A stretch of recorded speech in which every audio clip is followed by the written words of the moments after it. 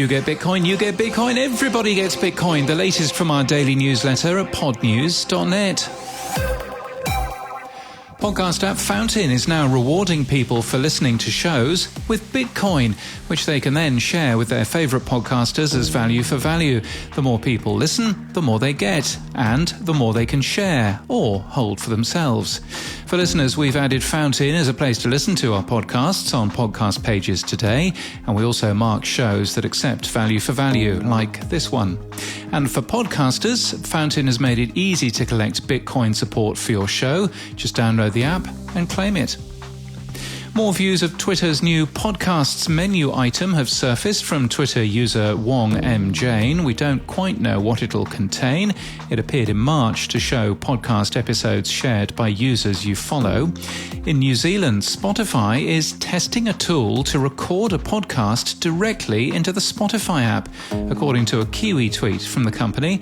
Podcast publisher Postscript Media has raised $2 million in a funding round and has announced a set of new shows. They've been sponsoring our podcast news section this month. Crooked Media is making coffee now. Crooked Coffee is ethically sourced, packaging is recyclable, and helps raise funds for the non-profit Register Her. What a Morning Coffee is designed to accompany What a Day. The 5th annual Canadian Podcast Awards are open for nominations. There are 31 categories. You've until July the 13th to enter.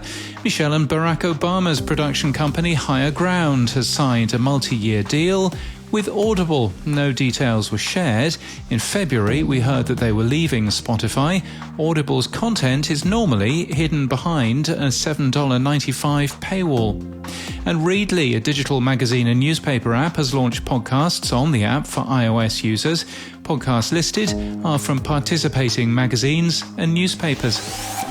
And in People News, Brian Egan has been named Director of Digital Content and Strategy for AdLarge. He also produces podcasts for The Athletic and co-founded a podcast network in 2017.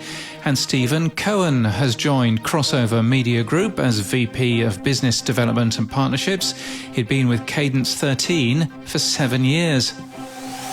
And in podcast news, Alzheimer's disease affects 1 in 9 people globally. Alzheimer's podcast is launched today by Mission Based Media to hear insights and information for those who are diagnosed with Alzheimer's disease and the people who care about them. The Martha Stewart podcast is new today from iHeartRadio. Martha will sit down with influential people she's met along her successful and storied career, discussing their paths to the top and the lessons they've learnt along the way. Our first episode, released today, is with Snoop Dogg.